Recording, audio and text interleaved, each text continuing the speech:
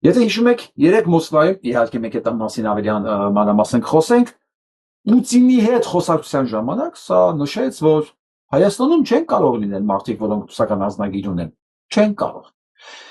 Ինքը խոսում էր նույն Նիկոլ Փաշինյանը Արմեն Սարգսյանի բրիտանական ռուսական ազնագիր ունենալու մասին, միչև Արմեն Սարգսյանին իր մոտ կնշանակեին նախագահ։ Միչև դա է։ Բայց այտենց եղավ պայմանավորվածությունը, որ պետքա Նիկոլ Փաշինյանը դառնա վարչապետ, բայց Արմեն Սարգսյանը պետքա շարունակի նախագահ մնալ։ Ինչ կարևոր է, որ երկրի քաղաքացի է։ Եվ Նիկոլ Փաշինյանը միանգամից մոռացավ այն խնդիրների մասին, որոնք խոսում էր Պուտինի մոտ։ Որը դրանից առաջ ինչն էր անդադ բարձրացնում։ Եվ մենակ սա չէ։ Ուսանից հետո վերցրեց նշանակեց իր մոտ մյուս Ռուսաստանի քաղաքացու։ Վարշակայություններին։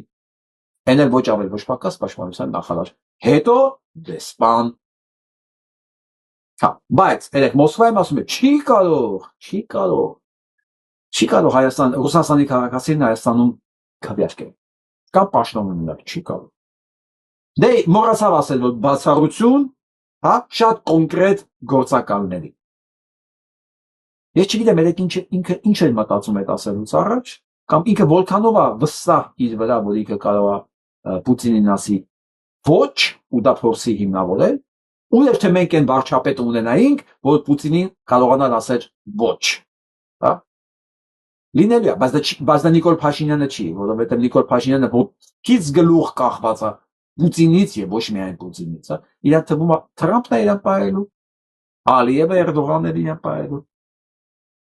Բան չմնաց, երկու ամիս է մնացել։ Կտեսնենք, բայց այն հանգամանքը, որ կրկին ստեց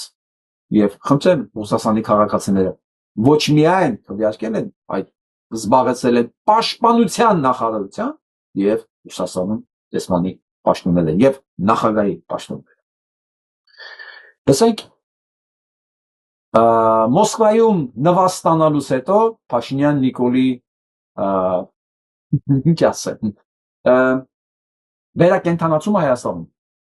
Ինչի վերակենդանացում, որտեղ դրսում այլ նախագահների այլ մարդկանց մոտ ինքը դառնում ավակի այն Պանիկովսկու ասածը հիշում եք Շուրայի ասած ասում է չէ Բենդերն էր ասում Շուրա դուք ողորմելի չին արածեք Պանիկովսկին ասում է Շուրայի ճիշտ Շուրա դուք ողորմելի չին արածեք եւ այսպես Պուտինի մոտ ողորմելի չին արած ներկայացող Փաշինյան Նիկոլը վերադարձել է Հայաստան եւ անճանաչելի է դարձել։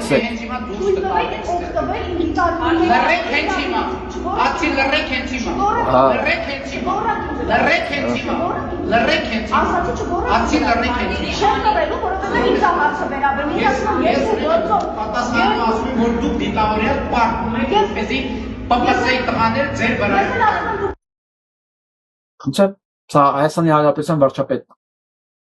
Որը դասիրակություն չի տեսել, ինքը չգիտի դա ինչ բան է, եւ ոչ միայն դասիրակություն չի տեսել, ինքը ոչ մի բան չի տեսել կյանքում։ Տեսել է մենակ մի բան, հասկացել է մենակ մի բան, որ ինքը միակ գործիք ունի, միակ, որով առանձնացել է եւ շրջապատում բոլորից։ Դա ստորության ընդունակությունը, ընդ որում ստորություն առանց սահմանների։ Եվ այս դասիրակը այս իր բնականից ունեցած այս ունակությունների շնորհիվ հասավ վարչապետի պաշտոնում, բայց դա որ պետք է թաքցնես։ Դասիրակությունն է մի բան, որ չես կարող թաքցնել։ Երկար հնարավոր չի թաքցնել։ Եվ 8-րդ տարում մարտավարչապետության հասկացել է մի բան։ Մեկը բոլորը գիտեն արդեն։ Ով է ինքը։ Ինչ իմաստ ունի թաքցնել։ Կարելի է լրագրողին ասել դու հատուկ պատկում ես, որ ՊՊՑ-ի տղաները վարարույթ անցնեին։ Կնոջն է ասում դա։ Եվ ինքը որոշել է ով իրավունք ունի խոսալ, ով չէ, այն պարագայում, երբ որ երեք ինքը Պանիկովսկու բառերով ասած մի ողորմելի չնչին արածեր Վլադիմիր Պուտինի առաջին ստաց։ Բայց դե կնոջ հանդեպ հասկանում եք էլ։ Սա ոչ միայն դասիրակության պակասն է, սա ավելի շատ բան ասող բան է, բայց հիմա դա մասին չեմ ուզում խոսել։ Դիտավորյալ ձեր աջակիցներին ուղարկում եք,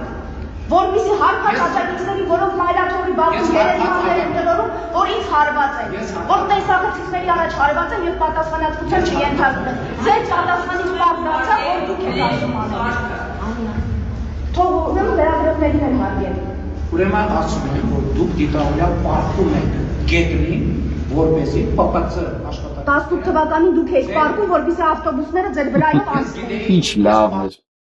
18 թվականին դու էիր պարկում, որ ավտոբուսները վրա տանցնեին։ Տեսեք հիմա ինչի է պարկել, ինքը արդարացում ունի բացվում։ պարտում եք եւ հայտարարում եք, որ պարտում եք, դուք էլ Բա ինքը պարկում է եւ հայտարարում են, որ պարկում է։ Այդտեղ է տարբերությունը։ Այդտեղ է տարբերությունը եւ այս դեմքով, այս որակով պետք է ասել։ Ես վաղուց ասել եմ, ամեն օր պատրաստ եմ կրկնելու, որ սա նորմալ ընդունելու համար, սա աջակցելու համար պետք է որակապես, բարոյապես,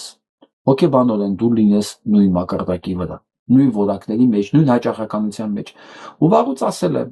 որ իմ կարծիքով սրան լսել, սրան աջակցելը քաղաքականության հետ, ոչ մի ընդհանուր պատճառ։ Այդ ամեն ինչը գտնվում է զուտ բարոյական սահմաններում, բարոյական չափանիշների վրա։ համարտադրություն ունեցեք։ Ես չեմ, որովհետև ես չեմ պարկում, հիմա Լավ, մելսենք անին։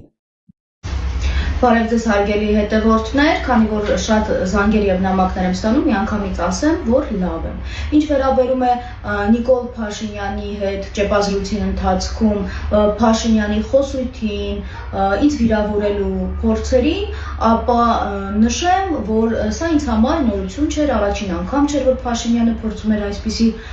վարքագիծ դրսևորել։ Ինչ եմ ասել ես, ընդհանրապես Փաշինյանի հիշեցրել եմ, որ երբ խոսում է լրագրողների անվտանգության մասին, ապա հիշի, որ օրինակ ես երկու քրեական գործով որպես տուժող եմ ճանաչվել եւ երկու քրեական գործով էլ մեղադրյալ չկա։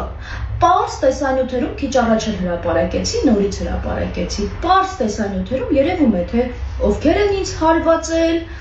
եւ ինչպիսի խոսույթ են այնտեղ իրենք։ Մի խոսքով, բայց քանի որ դա իր կողմից են հարվածել եւ ում որ հարվածել են, դա լրագրողը, որ իրեն անհարմար վիճակների մեջ է դնում, քրական գործ պարտադիր չի լինի, ընդհանրապես։ Հարվածել է։